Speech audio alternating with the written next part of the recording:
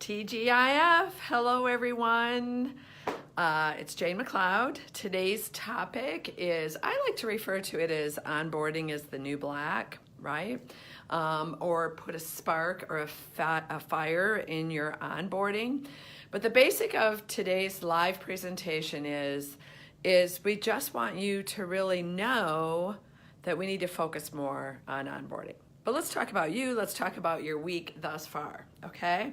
So I sincerely and truly hope for your benefit that you've had a great work week filled with inspiring and amazing over-the-top leadership practices, that you were able to get out of the whirlwind for just a little tiny bit each day, or even just 2 hours this week to do what's important to you to move your department forward, okay? And if you've been able to do that, or if you haven't, did you reflect and say, did I do my best to try to get out of the whirlwind today? And most importantly, what am I doing to disconnect and to fill up my personal love bucket this weekend so that I can rest and rejuvenate and get ready for my week ahead, right? So I hope you're doing something outside. Even though the weather sucks, remember that whatever you do outside is twice as good for you, and you get twice as much benefit from anything that you do outside, whether that's resetting your circadian rhythm or any sort of movement. And if you're moving with a buddy that's also a leader in anything. Most of our stories are attributed to healthcare, but we know that people in any leadership job can get something out of being invited to the Fans of the Framework. So invite a buddy this weekend. We appreciate you. Let's get started, okay? Let's talk about the problem. The problem is that if you're a leader and have been in your leadership role for any amount of time, even if it's not a very long time, because likely you were taught to be a leader in leadership practices, specifically looking at hiring and onboarding maybe as a management task, when actually we see it as a leadership tactic, and it's got to be something that's very strategic and visionary. But what happens is you tend to hire and onboard, recruit, let's add recruiting there, recruit, hire, and onboard the way your predecessor did, or the way the rest of the leaders in the organization do, or maybe the way your HR leader wants you to, or maybe the way policies and procedures are set to do that. Knock it off, okay? Our friends at SHRM, the Society of Human Resources Management, say we have got to drop it. We can't recruit the way we used to. If you go to recruiting fairs and stand in a booth and wait for people to come to you without any technology attached to it, that's not the right thing to do any longer, right? If you're not using hiring best practices of peer-based interview panels, behavior-based interview questions, making sure that, you ask those great behavioral-based questions and have people sign your behavior standards before they even get an interview with you, okay? But most importantly, we're not going to talk about those things today. We're going to talk about onboarding, because onboarding has changed as well.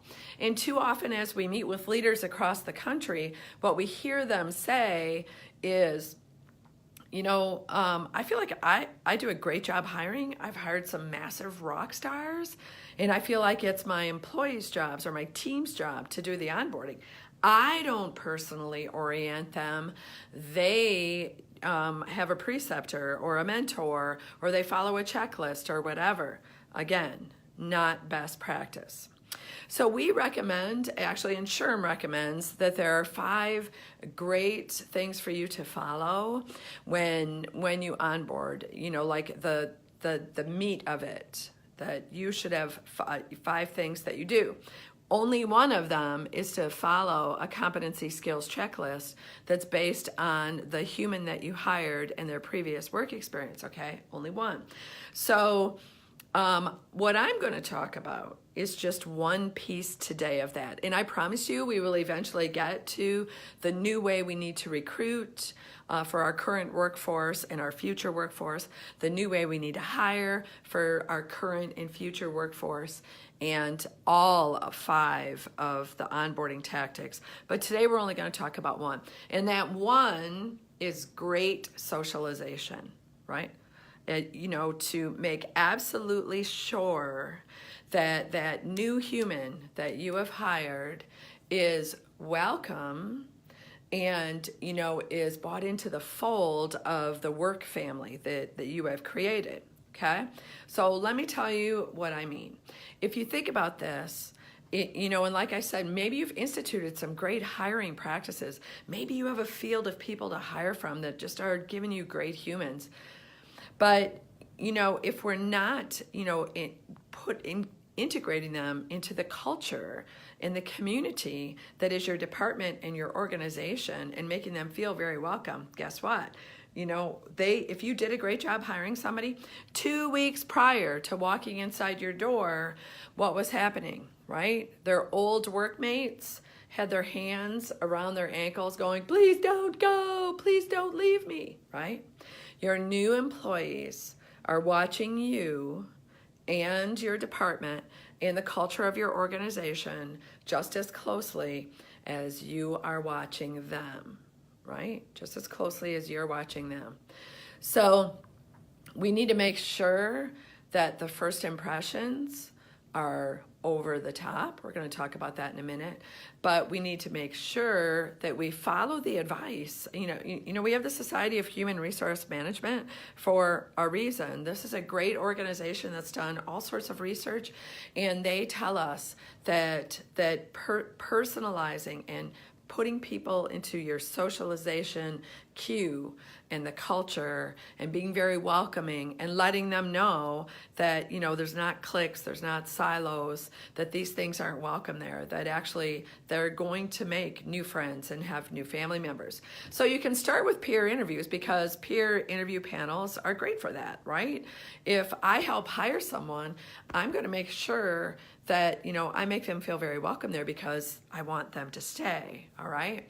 But I'm not even talking about that. What if you and your team, be it your employee-driven team, be it your employee experience team, or a unit-based team of, if you're a leader that isn't necessarily on a journey to a transformational cultural change, you can certainly do this on your own. But, spend some time with your human resources professionals. And this is Cindy Chicker, the 3 things. I know she loves it when I give 3 things. 3 things.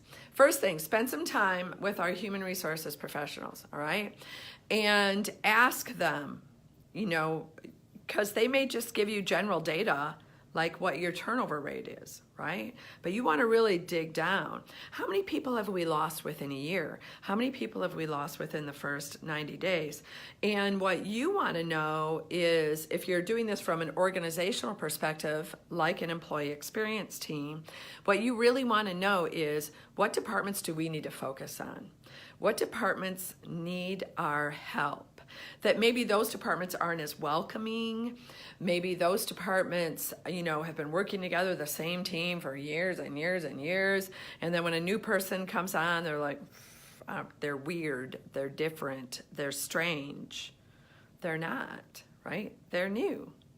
They're new. They haven't found their place on the team yet.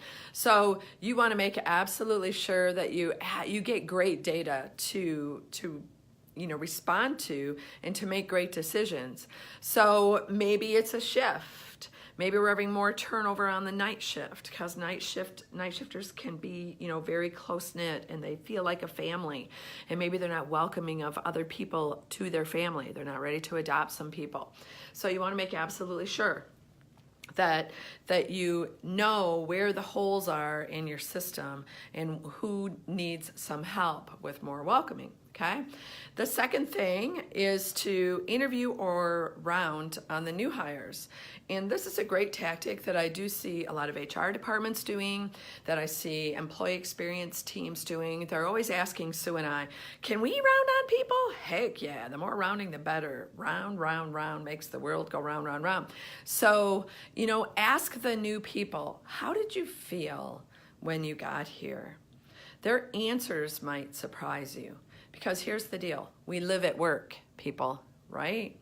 So things that we don't even notice because they're just background noise that, might be a dirty entryway, or might be a lot of confusing stuff on the walls of the elevator that I didn't know, or nobody told me where the cafeteria was and I didn't even know we had one, and so like I was freaked out about it. There's all sorts of things. What are those things? Your leaders should be doing 30, 60, 90-day rounds as well, but they're asking different questions. They're asking how the person needs to be supported. And you as a team, the employee experience team, or even a group of chief party officer, ROCKSTAR, welcoming, your culture committee. That's a good name.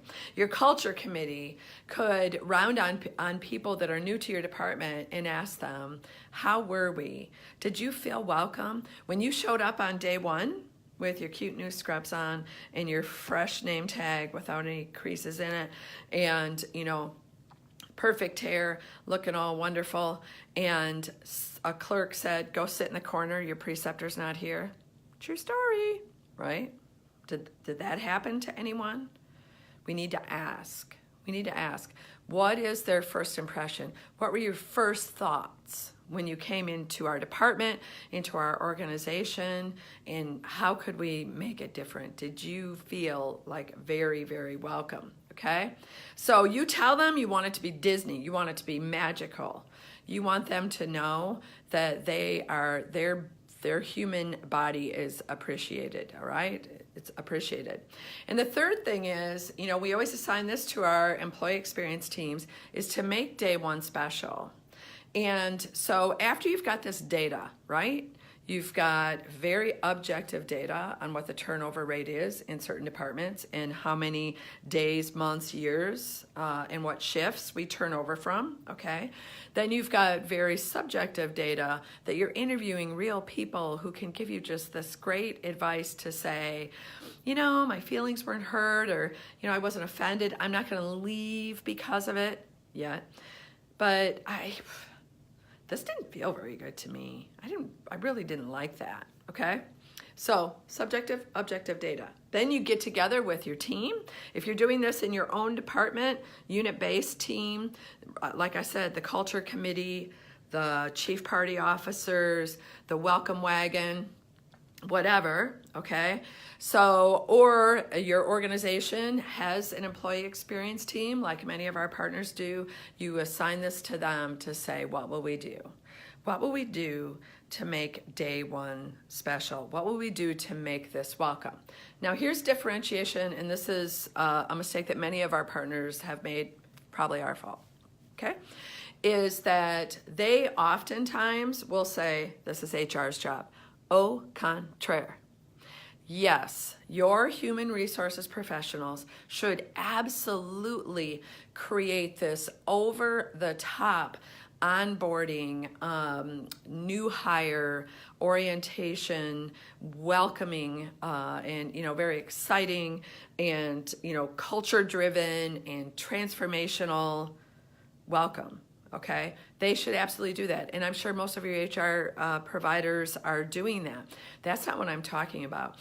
I'm talking when you leave the warm embrace of the human resources people whose job it is to, they want you to be very successful and stay here. They likely have a goal for turnover. They really want this, okay? When you leave that warm embrace and you get your butt out of bed at 4:30 in the morning and you slog your way into an organization and you show up at your department the very first time, who's there to welcome you? Because a lot of times the leader isn't there, right? They might come at night, they might come early in the morning. Maybe some of you have this in your practice already where you personally greet your newest hire. But you know what, when I had 120 people who work for me, I couldn't show up on that first day for every single one of them. I had to coach my people to make sure that it was an over-the-top warm welcome experience, okay? But I would have loved if a team of people said to me, Jane, we got this. We got this. One of us on the chief party officer team, the employee experience team, the culture team is going to show up. We're going to greet your new human. We're going to offer them some snacks to get through the first day that will maintain their blood sugar. We're going to tell them how much we appreciate them being there. We're going to give them a listing of all the social events. We're going to give them a listing of all the family events. And we're going to tell them about our team, because we're a group of rock stars and we're always looking for new members, and we would welcome, we are your voice, we would welcome you, okay? So this warm, welcoming new, you know. I can't tell you how important socialization is. I had a situation personally, my husband and I sold our family home, and we had been working with just the husband in this husband-wife duo that was buying our home. They were from out of town. He works for Homeland Security. So we're at the title office, we're at the bank, we're getting ready to, you know, exchange pens, so to speak, and sign a lot of papers. And I finally got to meet Brad's wife, Jessica, for the very first time. Jessica Herman, if you're watching, this is our story. So here is this young mother. She's feeding a tiny little baby. And I said, well, hello, Jessica. My name is Jane. We haven't met yet throughout this whole process, but I'm just delighted to meet you. And I'm so delighted that a beautiful family like yours is going to be living in our family home. It's a great place to raise children, okay? And I said, so what do you do besides have beautiful babies? She looked at me and she said, well, I'm a nurse. I'm like, oh, really? Well, here's another key. Always recruit. No matter what you're doing, standing in line at Walmart, recruit, recruit, recruit. I said, well, hi there. I hire nurses. Let's form another relationship, right? She said, oh, I really do want to start work, but I can't because my husband and I just moved here from out of town. We don't know anyone in Sault Ste. Marie, Michigan. Our parents live 3 hours away, and I don't have anyone to watch my children. I said, well, you know what? There's a brick building right down the road that houses about 487 mothers who all have daycare, and they will answer that question for you. What's your phone number, right? So the next week I called her. I hooked up with all my young mothers. I'm like, people, help me, right? Help me. We got a nurse out there who's not working, and she may not want to come right away, but she's going to be amazing. And she was, and she's now a leader. Anyway, so onboarding is the new black. Put a spark in your onboarding. 3 things, okay? Make day one over the top amazing. Make sure it's not in HR, but where the person works. Make sure you get great both subjective and objective data to respond to. Find out where the holes are, right? Find out why people are leaving you. So the call to action is, if you could post in Fans of the Framework and attach it to this little video and tell me what your best onboarding practices are. What has really worked for you when it comes to socialization and having a really effective culture committee that people really get, you know, ingrained in the culture of your department or your organization. Meanwhile, if you want to learn a lot more about hiring and onboarding practices, as well as many other things that belong in the framework, we're having a little party. It's called the Capstone Leadership Summit, April 23rd through the 25th in Galena, Illinois. And it's going to be a great time. We're very, very excited. You'd be joining a lot of amazing over-the-top leaders who are new to their organizations, new to the profession of leadership, and they would love to interact with you. You'll learn a lot. So we'll see you next week. Have a great weekend.